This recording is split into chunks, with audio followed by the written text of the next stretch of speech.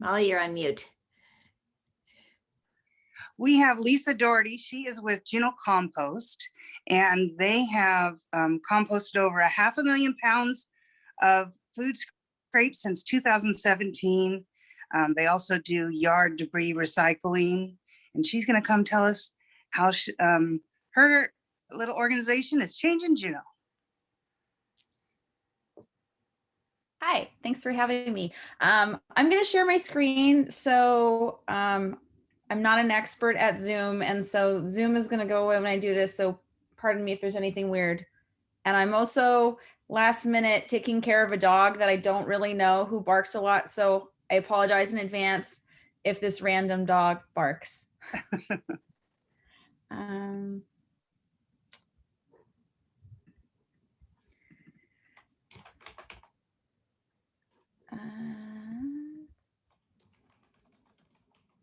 Oh boy.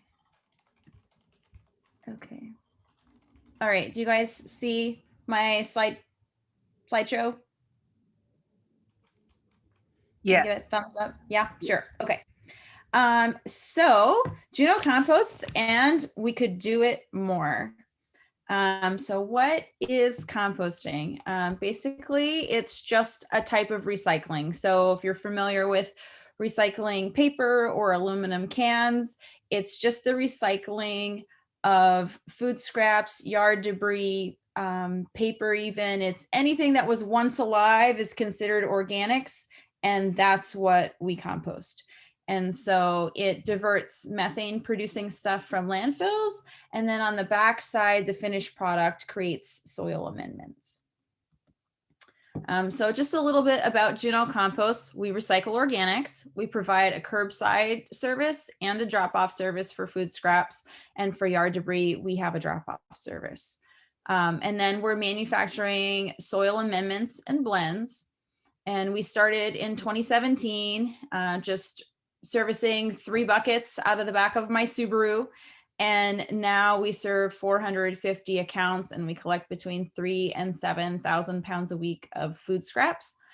And we've diverted about 600,000 pounds of food scraps from the landfill so far with just 1.5 employees.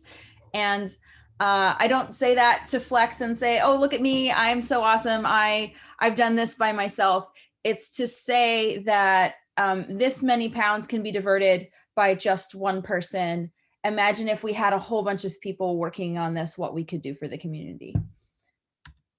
So why should Juneau compost? One is because of the stink and the pollution, right? We drive through Lemon Creek, and we all know those days where it's just so stifling to be in that area. And a lot of that smell is coming from the food scraps and yard debris that are in there. And so when you put these materials in a landfill, it's getting packed down. And if they're breaking down at all, it's very, very slowly in the absence of oxygen. And so that creates methane, which is a super potent greenhouse gas. And also the EPA lists that the provision and disposal of our food goods generates 42% of all greenhouse gases. So basically trying to make super local economies and food systems can really help offset those greenhouse gases and climate change. And then, so that's kind of the doom and gloom part of why you should compost. But the happy part of why you should compost is because you can produce lots of food and flowers. And so if we think about throwing our organics away and then purchasing compost or soil in a bag that's coming from Washington or who knows where, that's the real disconnect, right? So we actually have the resources here to produce our own soil amendments. And so, yeah, that's what Juneau Compost does. And well, I guess I just kind of talked about that. So I guess what we really do is we look at food scraps for what they are. They're an Alaskan economy or commodity. And so you can kind of look back, my family gill nets. And so you can look back, I don't know, it was maybe 15 years ago when the hatcheries were doing dog salmon and people were just stripping the eggs out, tossing the carcasses over and selling the eggs, right? And then it was like, oh, actually, you can really eat this dog salmon. And so now the whole fish is used. And so I think about that in food scraps. It's like, you know what? We thought it was waste, but it's actually not waste. We need to be using this as a resource, as a commodity. And so composting is recycling at the source. It's any community can take care of their own food scraps and yard debris. Finished compost is local fertility, so that's less soil amendments and fertilizers that you're importing. Local fertility means more local food. We all know how hard gardening is here, especially where most people don't have a yard. You could just rototill up. You kind of have to build your soil. And then local food, of course, means healthier people, because you're not growing ice cream bars, right? You're growing kale and peas and things that are healthy for you. And so altogether, that makes a beautiful closed loop system. So the things that we are accepting for composting is all food scraps except for meat and fish. And we don't take meat or fish because we're concerned about bear problems at the curb with our buckets, basically. And so it's not because you can't compost those things. They compost just fine, but it's just kind of the step we've taken to make sure that we can continue to do what we do. And so all yard debris, shredded paper, compostable serviceware. So if you ever see a utensil or a cup that says compostable in an industrial facility, that's us. We can take that. And then little things you might not think about, like Q-tips, hair, fingernails, dog hair, toilet paper rolls, egg cartons, paper towels, and pizza boxes. So those can all go in our buckets. And then initially, we're sourcing other materials like leaves, moss, sawdust, wood chips, horse manure, chicken litter, straw, things like that, that we're mixing with the food scraps. Because of course you can't just pile a bunch of food scraps in a pile and walk away and then expect that you're going to have compost in the end. And so our collection looks like this. We use 5-gallon buckets for all of the households. This row of buckets here is at a hub, and a hub is a way we kind of strive for community building. And so somebody can be a host hub and they invite their neighbors to put their buckets out at their house, and then everybody has a reduced rate. And so it's kind of a win for people to invite their friends and pay a little less. And then it also helps us consolidate our stops. So we're stopping at one spot instead of many different spots. And then so we just drive around using a 3,500 pickup truck, and we have our own containers in there, and we're dumping everybody's buckets into our containers and taking them to our facility. And then in the truck on the right, you can see there's these cut off IBC totes. And so some of our commercial clients use bigger containers, fish totes, IBC totes, or bigger trash cans. And so we're servicing them like that. So when we get to our site, basically we have these carport bays. And so we're backing our truck up into these bays and dumping everything out. And we use a postal scale and keep track of all of our weights. For bigger things, we use the drive-on scale that the city has. But we're dumping it all out, and then we're using a front end loader skid steer to bring in those other materials that we're mixing to make the pile.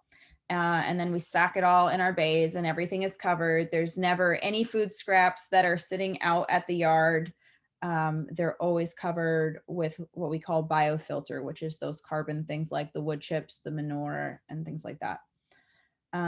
So we stack them in these bays and we turn them over and over and over until things are basically gone. You don't see food scraps in them.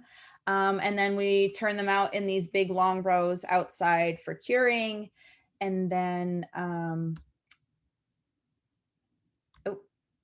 okay. And then, yeah. And so quality control. So how do we know that we have finished compost? Well, one, you can look at it. Two, you can smell it, right? It should smell like soil. It's not going to smell like anything that you initially put into it. And then we also do tests on our products to make sure that they're good, right? We don't want to like harm anybody's garden. We want to help their gardens. And so we're testing for weed seeds. We do management to make sure that pathogens, if they're in there, like if you have potato blight or whatever on your potato vines, or if there's a recall on spinach because there's salmonella, we can totally process that stuff. And that's by making sure the compost reaches certain temperatures. We do a nutrient analysis by sending samples away to a lab down south. And then we do grow trials, which is my favorite way of knowing how the stuff performs, because you're actually seeing how do plants respond to it. And so we grow stuff side by side with other brands and just kind of follow industry standard methods of testing for things like herbicide damage and things like that. So that's our quality control. And then the final step before getting the compost out the door is sifting and bagging. And so this yellow and green piece of equipment is called a trommel. Basically, the little yellow part on the right is a hopper. So I'm digging a scoop with my front end loader. I'm pouring it in the hopper. There's a conveyor belt that brings it to the drum that's on the left, which is turning, and everything that's small goes through the screen and everything that's bigger goes out the end. And so everything that's going through that screen, we either put in bags or we sell bulk by the big scoop, and everything that's going on the end, we also sell as a different product. And so for our bagging, we actually use recycled grain sacks from all of the breweries and distilleries in town. And we just have a bag stitcher and we stitch them shut. And then we put them on pallets and people come pick them up from us. And then on the right is our product catalog. So this year we decided to expand our offerings because it's easy to look at compost and people are like, oh, that's dirt. I'm just going to put it in a pot and plant in it. And it's like, oh, no, that's like not what you want to do with compost. It's an amendment to add to your soil. It's not a straight up growing medium. For one, it retains a lot of moisture. And so in our climate, especially, you need better drainage than compost alone can provide. And so we started making these mixes that were ready for people to just basically pour and plant. And so the first one, so we have compost, that's an amendment. We have a seed starting mix, which we just made for the spring.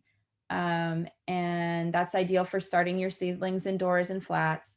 And then we have a potting mix, and that's kind of a lighter material that's meant for container gardening, and it's good for outdoors or in a greenhouse. And then we have a raised bed mix, and that's intentionally meant to be outdoors. It has lots of sand in it, really good drainage. And then our composty mulch, that's everything that sifts out as the larger material from our sifter. And that is for adding to perennial beds. So it has wood chips and bigger pieces, but lots of fine compost that's stuck to it. It has lots and lots of worms. And so you're putting that down for like raspberry beds or apple trees or perennial flowers. And so some places see that as a byproduct and they just filter it back through their system. And we do a little bit of that, but I personally love growing perennials and I use a lot of it. And to me, I am just always so excited about the composting mulch because it's just a really good product for growing perennials in. So let's see. So continuing the cycle is kind of the important process, right? You're using the finished product, you're growing more food, you're going to eat that food, you're going to compost what's left, and you have this really nice cycle. And so this photo on the right it just shows the ultimate goal that I have in my mind. This customer had their bucket out for collection, and then they had all of these new garden beds that they had made this spring, and they filled it with compost from us. And so that was really rewarding, and that's kind of like the goal.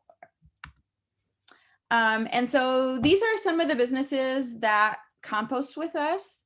And it's a pretty wide variety.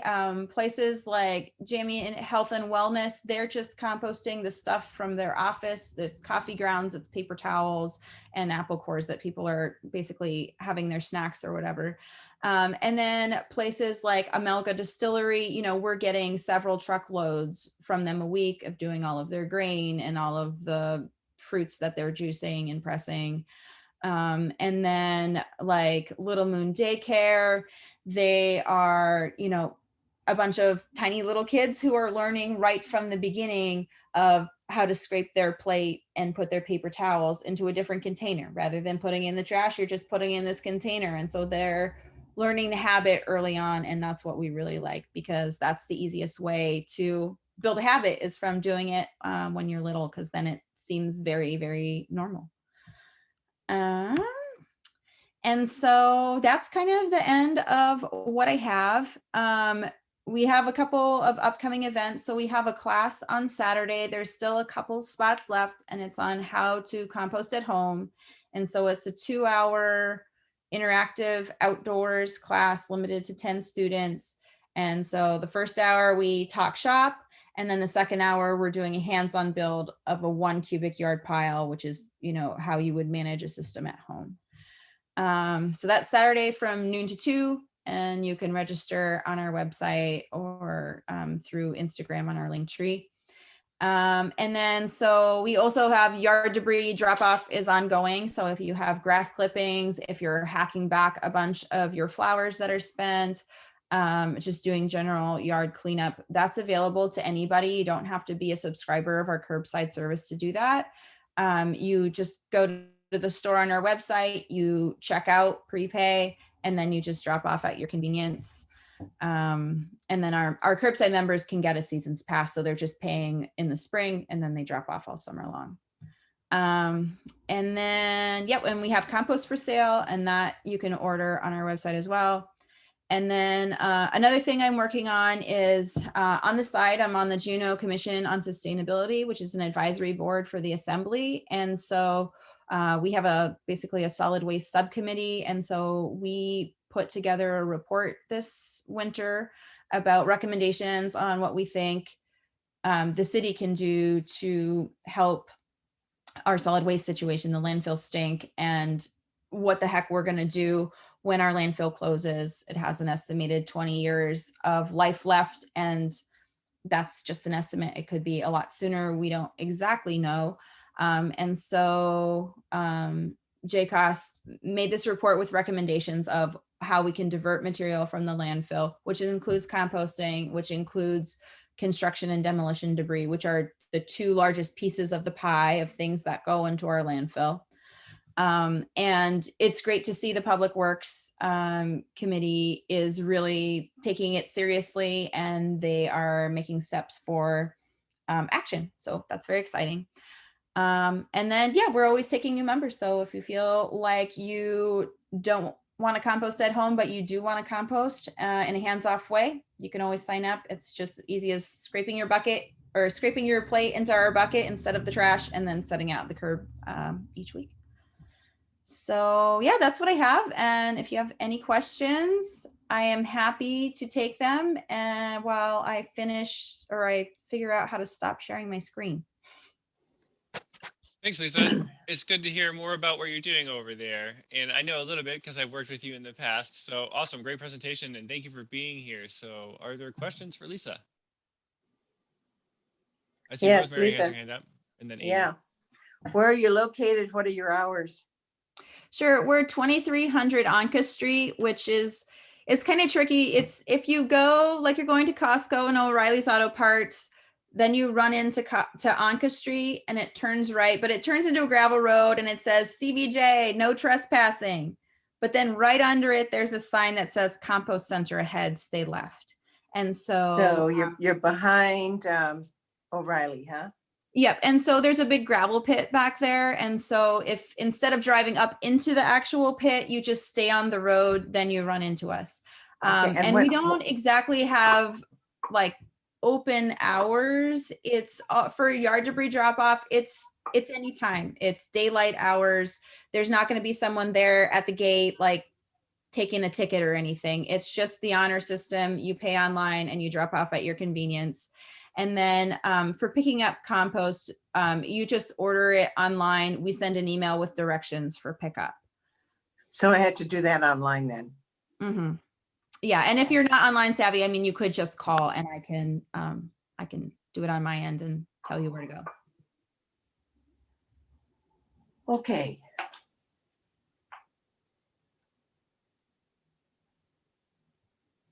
So how big are the bags? The bags have 10 gallons in them. So depending on what the product is, they're different weights. Like the seed starting mix and potting mix are pretty light, but you're probably talking about 40 pounds for a 10-gallon bag. Ooh, okay. Amy, you had a question, and then Jill. Well, I just want to say I love being part of this service. I've been part of it for maybe about 2 years already now. And, you know, even though it's just me and my husband in this household, plus guests, of course, we have no trouble filling up our bucket almost every single week. I mean, we eat plenty of vegetables. You can throw rice in there, some paper scraps, paper towel, old bread. You know, it is just really great to know that that stuff is going to a better purpose, because then we've been able to put the compost into our yard, and we've got, you know, an incredible yard this year. I don't know, it's probably partially the weather, but also the effect of this compost, I really do believe. So kudos to you, Lisa. I think it's fantastic.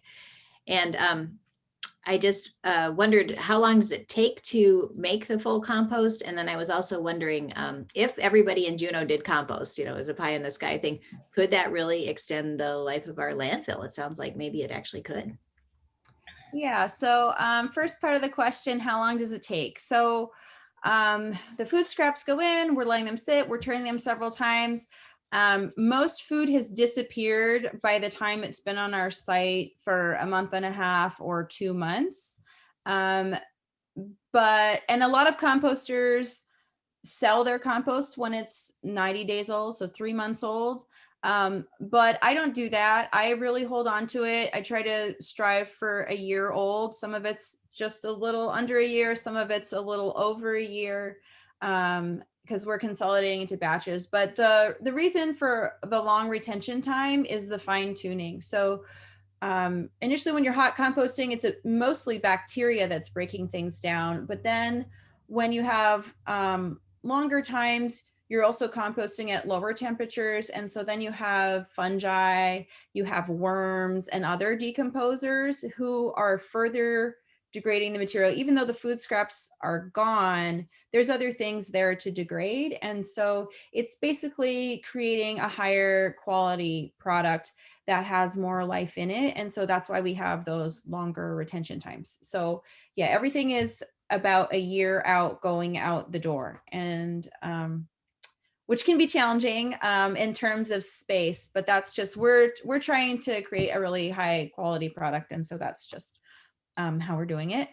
And then in terms of extending the life of the landfill, yeah, so you can see a pie chart of basically, it's like called a waste audit, and it says like, well, how much of what goes to the landfill is yard debris? How much of it is aluminum? How much of it is construction and demolition debris? And so food scraps, what's compostable, is generally considered nationwide 30 to 45, 50% of what goes into landfills. And so there's a lot of potential there. It's not actually, all of it is not ideal compost material. So like paper, for example, there's different grades of paper. Like we take newspapers, we take shredded paper, but we don't take paperboard, which is like a cereal box. It's shiny, it's got a coating on it. There's, you know, can be heavy metals in there, there can be plastic on there. And so we're not taking that sort of material. And those waste audits don't really differentiate that stuff. And so, you know, I'm not here to say, oh yeah, we can totally compost 50% of our stuff. But 30 to 50 is, I think, a good range. And we can think about at least 30 on the lower end. And so Juneau sends the landfill about 30,000 tons a year, and about 19 million pounds could potentially be compostable. And so that's the biggest piece of the pie that we could remove. If we think, okay, I'm really diligent about bringing my tin. Tin is like the tiniest little sliver of what goes in the landfill. And so if we want to think about where we're investing, where the city perhaps is investing dollars into its recycle program, where can we get the most bang for our buck? Where can we get the biggest wedge out of the landfill? Organics and construction and demolition debris are the two places we should be focusing on.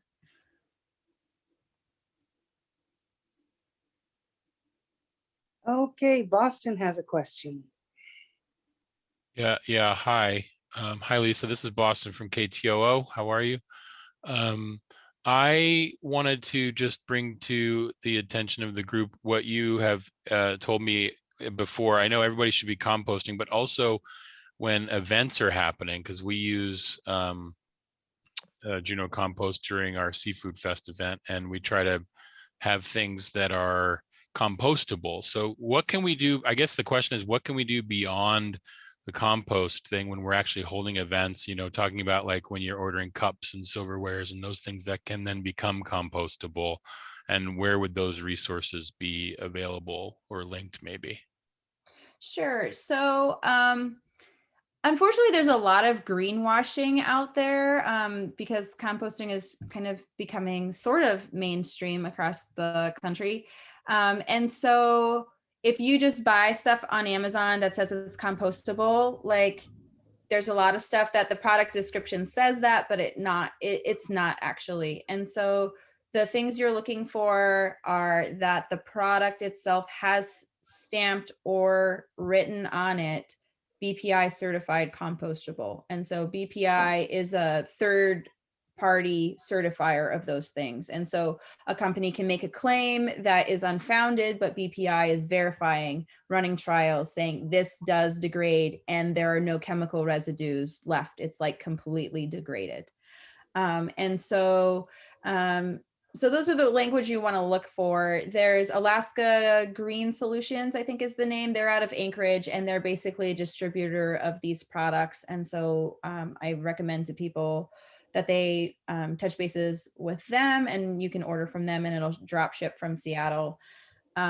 Locally, if you're just doing smaller events, you might be able to scrounge enough stuff up from Fred Meyer's, Costco, Rainbow Foods, or whatever. But I like to encourage people, if they can use reusables, that is the best solution, right? So recycling is great. It's going in a loop, but if you think about a reusable, like that loop is just going to be like huge, where it's going to the glass might get recycled 15 years from now, right? And you're just using the same glass over and over again. And, there are companies all over the world that are doing this to-go reusable model, where they have a whole bunch of aluminum cups and there's a barcode on them, and their service is to bring clean aluminum cups to the coffee shop. And the coffee shop, when people get their coffee, they have a little barcode, it's scanned, it's checked out to that person. If that person doesn't return it to a drop box, they get charged to their card. And if they do return it, there's no charge happening. It's just the small fee is going from the coffee shop to this service provider for bringing them clean containers over and over and over again. And so it's happening in Portland, it's happening in New York, it's happening all over the world. And so I would really love to see somebody provide a service like that, rather than people using compostables, even just because it's it's using less resources in manufacturing and in recycling. But we do take all those compostable products. So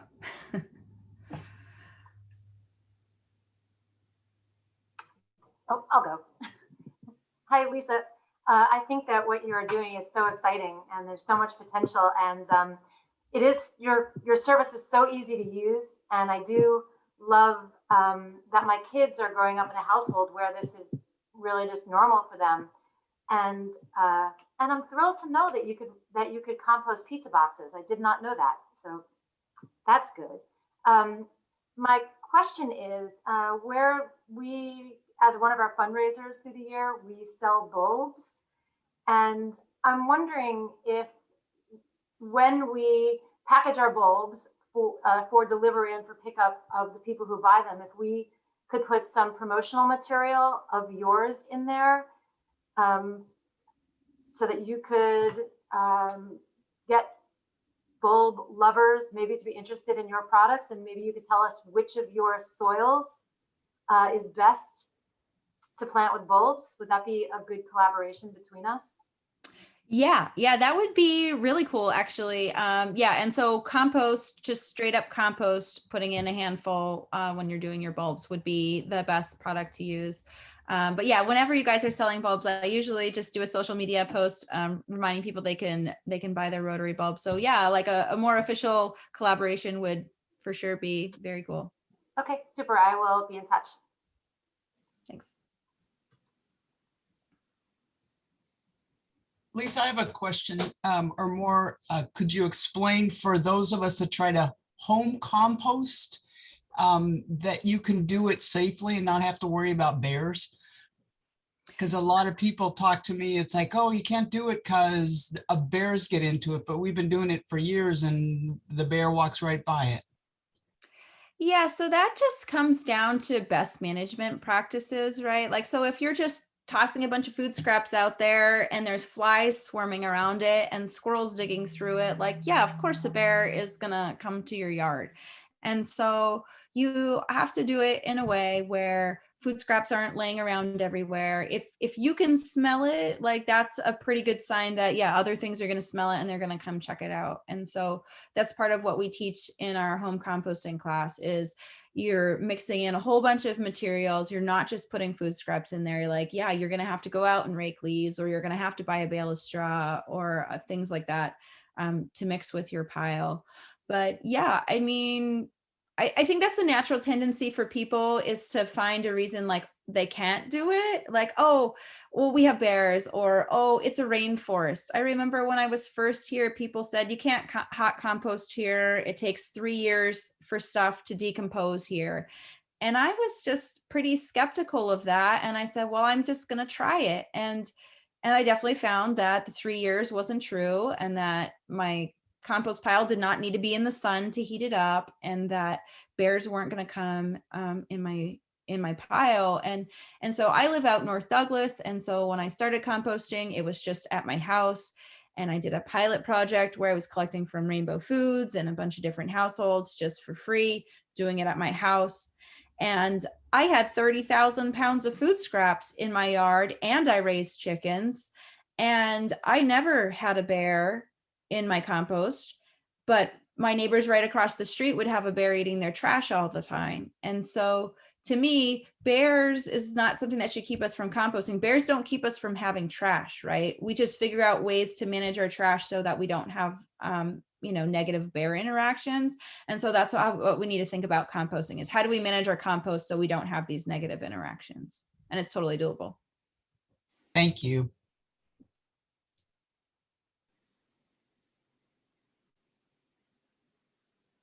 Oh, Any other questions? Yeah, Carl is on mute.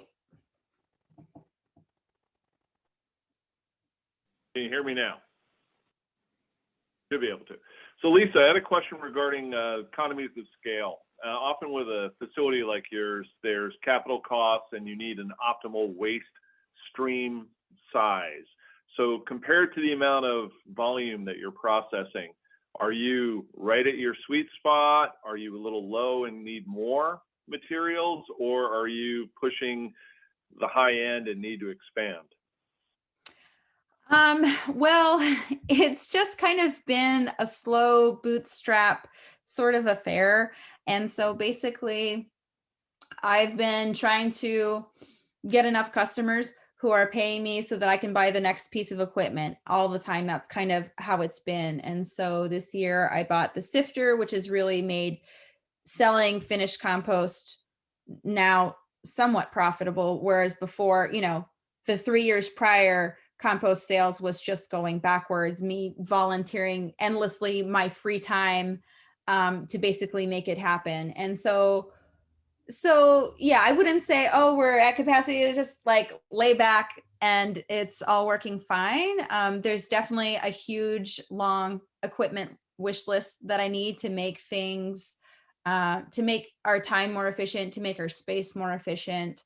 But things are okay now.